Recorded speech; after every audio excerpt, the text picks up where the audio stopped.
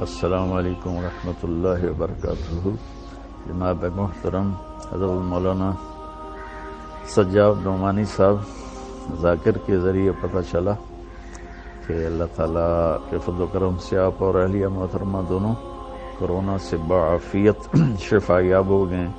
اللہ پاک آپ کو صحت کاملہ عاجلہ نصیب فرمائے اور اللہ تعالیٰ آپ کا سایہ سلامت رکھے۔ آپ امت کے لیے ایک سرمایہ ہیں۔ دوسری گزارش تھی کہ آپ کا کلپ مجھے پہنچا ہے جس میں آپ نے ایک شادی پر تبصرہ کیا ہے کہ 200 کروڑ کی شادی ہوئی ہے۔ میں آپ سے گزارش کروں گا، میرا میڈیا کے ساتھ سب سے زیادہ تعلق ہے، یہ دجال اور کذاب ہیں۔ میں نے بالکل جھوٹ بولا ہے۔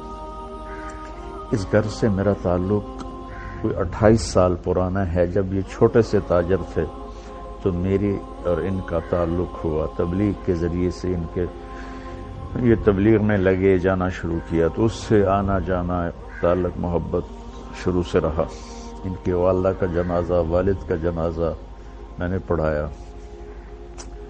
تو اس تعلق کی وجہ سے میں نکاح پہ گیا تھا۔ میں نے ان سے پوچھا جب یہ خبر پھیلی کہ 200 کروڑ کی شادی، تو انہوں نے کہا مولانا ہماری صرف ٹوٹل 10 کروڑ اس پہ لگا ہے اور یہ بالکل بکواس ہے۔ ان کا بیٹا آگے میرے بھتیجے کا بہت قریبی دوست ہے۔ پھر یہ بھی خبر تھی کہ 10 لاکھ مولانا طارق جمیل کو نکاح کا دیا ہے۔ مولانا اس سے بڑا جھوٹ اور کیا ہوگا؟ پھر آپ نے ایک حدیث کوٹ کی، بیس الفقیر علی باب الامیر۔ اللہ کا شکر ہے، اللہ نے مجھے ایک اچھے گھر میں پیدا کیا۔ اللہ تعالیٰ مجھے بڑے بول سے بچائے، عجب سے بچائے، اللہ مجھے تکبر سے بچائے، تکبر سے بچائے۔ ورنہ اللہ تعالیٰ نے خوشحال زندگی عطا فرمائی۔ ہم جدی پشتی ذمہ دار ہیں اور اللہ نے اپنا فضل فرمایا کہ مجھے اس راستے پر پھیر لیا، اس کا کرم اور احسان ہے۔ تو میں تو اپنے تعلق کی وجہ سے گیا تھا اور مجھے بھی وہ منظر اتنا اچھا نہیں لگا، لیکن جو کہا جا رہا ہے 2 ارب کی شادی ہوئی اور مولانا طارق جمیل کو 10 لاکھ دیا گیا، یہ سب جھوٹ ہے۔ حضرت آپ میڈیا کی خبر پر کبھی کوئی تبصرہ نہ کیا کریں، کبھی کوئی کلپ ریکارڈ نہ کروایا کریں۔ یہ 95-99% جھوٹ بولتے ہیں۔ تو اس لیے مجھے تو ان محفلوں میں جانا ہوتا ہے۔ ہمارے اکابر میں شاید ہی کوئی طوائفوں کے پاس گیا ہو۔ مولانا میں طوائفوں کے محلے میں جاتا ہوں۔ میں ان میں 10 سال سے محنت کرتے کرتے کرتے یہاں تک لایا کہ میں نے ان کے وظیفے مقرر کیے اور ان سے برائی چھڑوائی۔ تو اللہ کے فضل و کرم سے مجھے تو مولانا ہر جگہ جانے میں کوئی عار نہیں ہے، چونکہ مجھے تو پیغام پہنچانا ہے۔ تو اگر میں طوائفوں کے پاس جا سکتا ہوں، مجھے کوئی اس میں عار نہیں، تو میں وہاں بھی جا سکتا ہوں جب مجھے اللہ کی بات ہی کرنی ہوتی ہے اور کیا کرنا ہوتا ہے۔ تو اس لیے یہ ایک اختلاف رائے ہے، نہ کہ کوئی مخالفت ہے۔ میں اس سے اختلاف کرتا ہوں کہ ایسی محفلوں میں نہیں جانا چاہیے، بطور شریک نہیں جانا چاہیے، لیکن اگر آپ نے اللہ کی بات سنانی ہے تو ضرور جانا چاہیے۔ تو لیکن 10 لاکھ مجھے دیا، بالکل بکواس ہے۔ 200 کروڑ شادی پہ لگا، بالکل بکواس ہے۔ ہاں انہوں نے مجھے بتایا کہ 10 کروڑ لگایا ہے اور وہ کھربوں پتی لوگ ہیں، 10 کروڑ ان کے لیے کیا مسئلہ ہے، لیکن بہرحال پھر بھی اسراف تو ہے۔ میں پرانے تعلق کی وجہ سے گیا ہوں تو میں معذرت کے ساتھ میں صفائی پیش نہیں کیا کرتا، میں اپنے پر بات لے لیا کرتا ہوں، لیکن اللہ کے نیک بندوں کے دل میں کوئی بات آ جائے تو وہ میرے لیے نقصان دہ ہے۔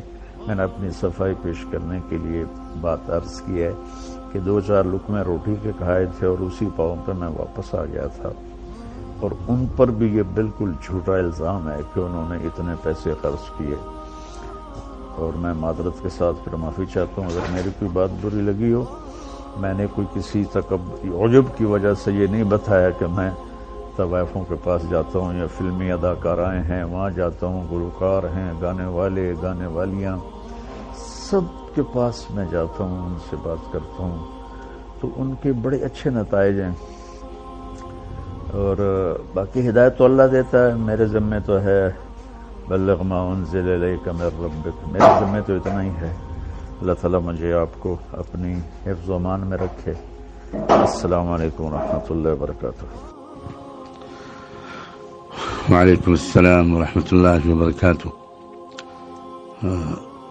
حضرت مولانا، میں سب سے پہلے تو آپ کا بہت ممنون و مشکور ہوں کہ آپ نے بہت مسلسل مشغولیت کے باوجود میری اصلاح کے لیے یہ صوتی پیغام ارسال فرمایا. اللہ تعالیٰ آپ کے رتبے بلند فرمائے. میں صاف لفظوں میں اپنی غلطی کا اعتراف کرتا ہوں اور آپ سے دست بستہ معافی کا طالب ہوں. یقیناً مجھ سے یہ غلطی ہوئی کہ میں نے میڈیا کی روایت پر بھروسہ کر لیا. مجھے ایسا نہیں کرنا چاہیے تھا، اور عذر کے طور پر نہیں کہتا، برسبیل تذکرہ عرض کرتا ہوں کہ اگر ہمارے ملک کے اندر کی خبر ہوتی تو میرا عام معمول یہی ہے کہ میں پہلے اس کی تحقیق کرتا ہوں. وہاں تحقیق کا میرے پاس کوئی اور راستہ نہیں تھا، اور پھر بھی مجھے یہ نہیں کرنا چاہیے تھا جو میں نے کیا. میں اپنی معذرت کے لیے کوئی بہانہ، کوئی جواز، اپنے غلط کام کے لیے، اپنی غلطی کے لیے کوئی بہانہ، کوئی جواز تلاش نہیں کر رہا ہوں.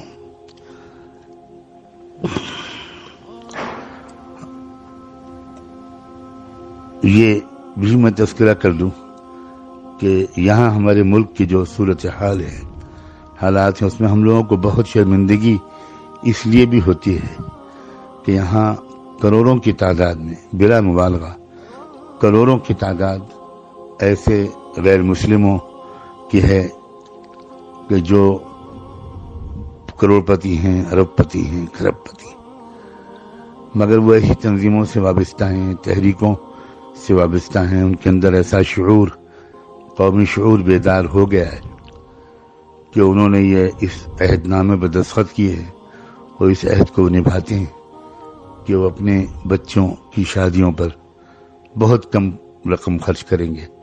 یقین بھی آنا مشکل ہے وہ انسان جو 5 کروڑ 10 کروڑ خرچ کر سکتا ہے، وہ بھی عام طور پر 4-5 لاکھ یا 10 لاکھ سے زیادہ خرچ نہیں کرتا، اور اس پر کڑی نگرانی بھی رکھی جاتی ہے.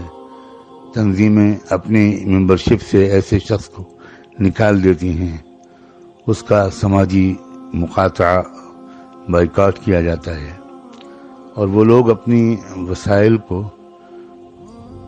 قومی تحریکوں کی مضبوطی میں خرچ کر رہے ہیں. میں براہ راست واقف ہوں ان تحریکوں سے، ان میں لگے ہوئے لوگوں سے، بعض وقت ان کے قائدین سے میرا ملنا جلنا ہوتا ہے، اور دعوتی مقاصد سے اور ملک کی فضا کو زیادہ بگڑنے سے بچانے وغیرہ کے مقاصد سے میں ان سے کبھی کبھی ملتا ہوں. تو یہ باتیں مجھے اندر سے معلوم ہوتی ہیں کہ اس قوم کے اندر، بہت بڑے بڑے سرمایہ داروں کے اندر یہ شعور بیدار ہو گیا ہے کہ ہمیں ان رقموں کو اپنی قوم کی مضبوطی میں استعمال کرنا ہے. اور یہی وجہ ہے کہ وہ کہاں سے کہاں پہنچ گئے، اور ہم مسلمانوں کا اس سلسلے میں جو حال ہے وہ ناقابل بیان ہے. ہمارے ہاں بھی یہی صورتحال ہے. ہمارے یہاں تو خیر اتنے سرمایہ دار ہوتے ہی نہیں، اور اگر وہ سرمایہ دار بہت ہوتے بھی ہیں تو ان کے اندر کوئی قومی شعور آیا ہو اور وہ اپنے مال کے صرف کا رخ انہوں نے اجتماعی اور مجموعی فلاح و بہبود کے لیے استعمال کرنے کو ترجیح دی ہو، ایسے لوگ کوئی خال نظر آتے. اب میرا چونکہ رابطہ رہتا ہے، تو جب وہ خبر آئی تو مجھ پر یلغار ہوئی، اور دونوں طرف سے ہوئی، مسلمانوں کی طرف سے بھی ہوئی، اور اس کی ایک وجہ یہ بھی ہے کہ میں شاید اب تک تقریباً چند سو نہیں بلکہ چند ہزار لوگوں کو اپنی اصلاح کے لیے آپ کے بیانات کے سننے کی طرف باصرار متوجہ کر چکا. اکثر میں لوگوں کو متوجہ کرتا ہوں کہ وہ آپ کے بیانات کو پابندی سے سنیں، انشاءاللہ ان کی زندگی میں تبدیلی آئے گی. ایسے بہت سے مسلمانوں نے بھی مجھے فون کیا، احتجاج کیا، اپنی حیرت و استعجاب کا اظہار کیا، اور بہت سے غیر مسلموں نے بھی مجھے فون کیا اور اپنے تعجب کا اور ناپسندیدگی کا اظہار کیا. تو بس وہ فوری طور پر ایک تاثر تھا اور میں نے وہ گفتگو نشر کر دی. لیکن اب میں بڑی حد تک شرمندگی محسوس کر رہا ہوں، اور آپ کی طبیعت میں تقدر آئے یا آپ کے بارے میں کوئی بات کہوں میں، تو یہ تو مجھے بہت ہی زیادہ بہت دکھ ہو رہا ہے محسوس کر کے کہ میں کیسے اس کی تلافی کروں. بہرحال فی الحال تو میں آپ سے معافی کا طالب ہوں اور آپ کی دعاؤں کا، محبتوں کا محتاج ہوں. بلا شبہ رائے الگ الگ ہوتی ہے، ذوق الگ الگ ہوتا ہے، اور ہر رائے کی اور ذوق کی بڑی حد تک گنجائش بھی ہوتی ہے. ہم نے اپنے یہاں یہ بھی دیکھا کہ ہمارے جو اکابر ایسی تقریبات میں شرکت نہیں کرتے تھے تو اس سے بھی اصلاح ہوتی تھی. ایسے بھی واقعی نمونے میرے سامنے ہیں کہ ان گھرانوں پر اس کا اثر پڑا کہ بھئی اب ہمیں روش بدلنی چاہیے. تو مقصود تو اصلاح ہے، آپ کا مقصد جو آپ کا طریقہ کار ہے اس سے بھی اصلاحی مقصود ہے، اور جو حضرات دوسرا راستہ اختیار کرتے ہیں ان کا مقصد بھی اصلاحی ہے. اور آپ نے تو خود بھی فرمایا ہے کہ یہ تو اختلاف رائے ہے. بہرحال میں بہت شرمندہ ہوں، مجھے افسوس ہے، لیکن جس پس منظر میں یہاں کے جن حالات سے میں اچانک مجھے اندر ایک داعیہ پیدا ہوا وہ میں نے آپ سے عرض کر دیا.